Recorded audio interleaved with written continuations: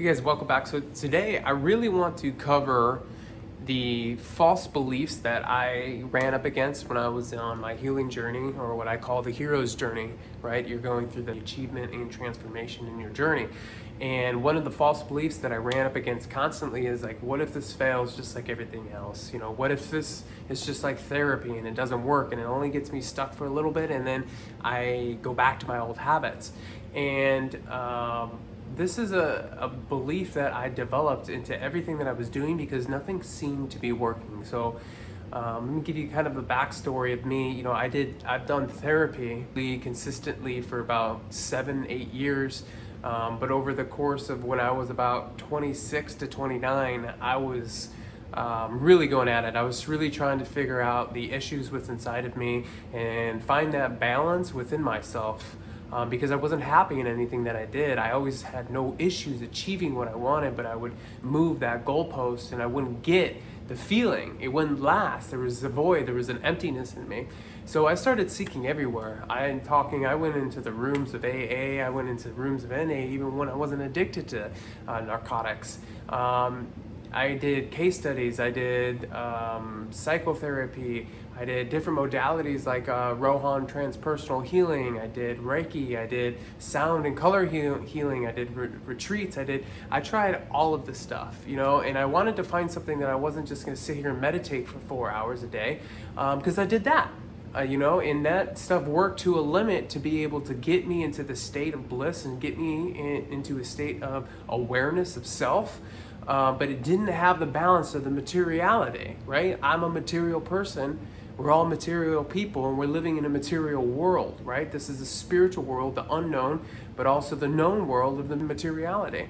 So I wanted to find a balance and a harmony in those things. It necessarily wasn't just me, right? It wasn't just the way that I thought about things or the beliefs. It was the systems that I was using to get me to the point of my destination. I call them the vehicles, right? So I was in the therapy vehicle and that was taking too long. And yes, absolutely, like it got me to the next point. And I'm not saying that anything that I did was a failure, because all of those things led me to where I am today, right? And it developed and it evolved the vehicle. And that's kind of when I had this calling to be able to develop something and test something and to prove something that I could do this faster, and not in a point of a perspective of I want to rush through this, but I'm a Virgo, right? And throughout my life, I've always perfected frameworks. I've always looked at things, analyzed them, and found the efficiencies of them.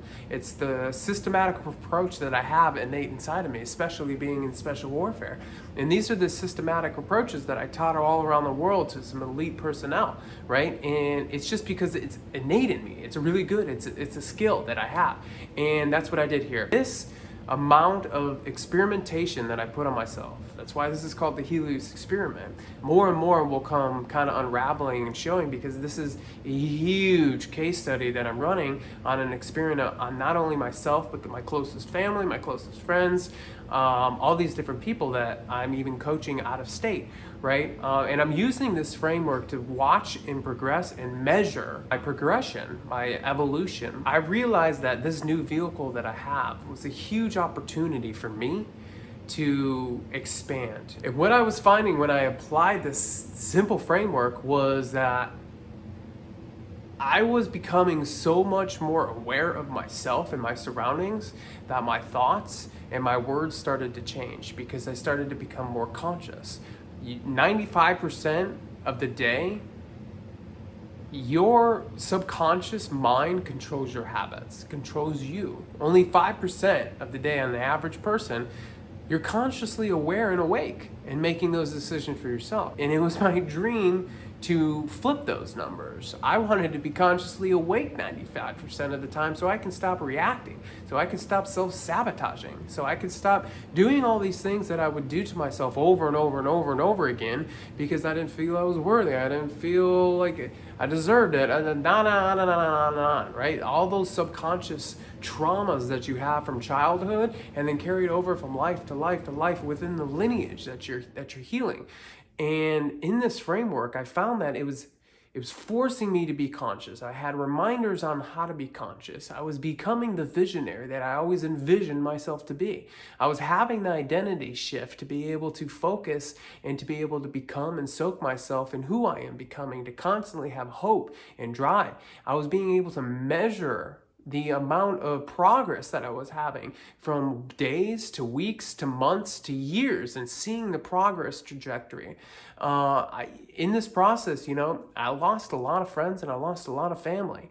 And it's because I put this as first. My self-love was number one. And a lot of the times people can't understand that because they need you to be who you are for them because of their own insecurities and their own fears.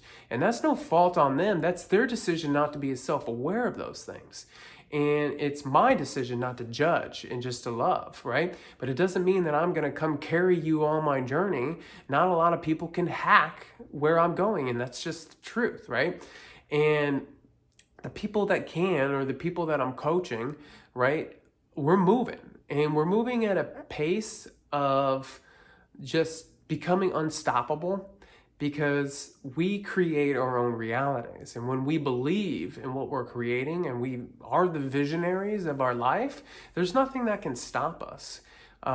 There's nothing that can stop you from doing exactly what you want to do, even if it's the negative. If you choose to do something negative, nothing's going to stop you from doing that.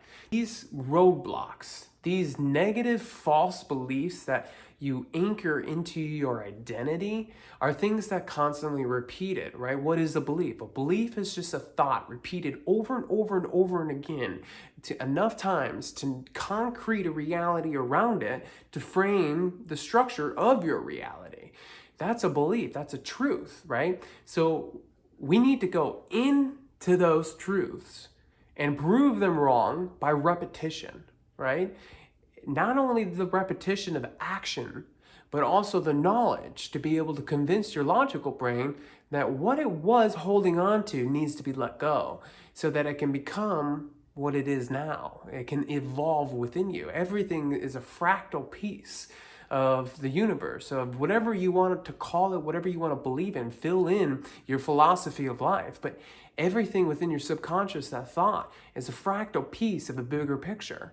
Right? And it's all acting the same. It all has the same framework. It all has the same basis, down to the very, very molecule of it.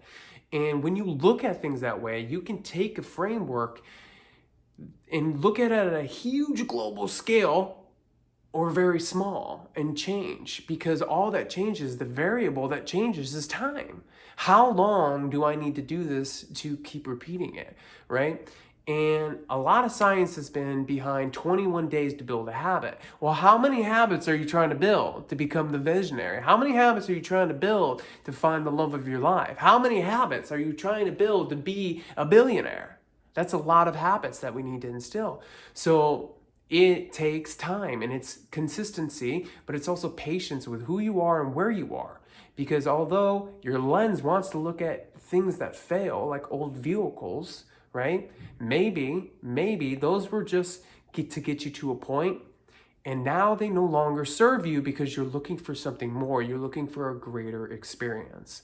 So what I like to offer myself is an opportunity to be able to go into a new framework every single day, to reset, to decide to dream, to restructure my life around my framework that I've tried and tested, to evaluate and observe my behaviors, then to apply the action and to measure the outcome, measure the progress that's quantifiable and undeniable in my life. Because the more times you do that, the more repetition you do that, the more your brain says, okay, I trust you, because it's there. The body's there to keep you alive and protect you and keep you in survival mode, because you need to stay alive. You need shelter, you need food, you need the bare necessities, right? And that lizard brain needs to slowly get turned off, because the more you activate it, the more you shut down your frontal cortex. The more you shut down your frontal cortex, the less visionary you become, because you can't think outside of 15 minutes of survival. That's your subconscious mind. That's the 95% of the time of the day. So now it's time to focus on that 5% and growing that increase. And remember, you're only one vision away from creating it into reality.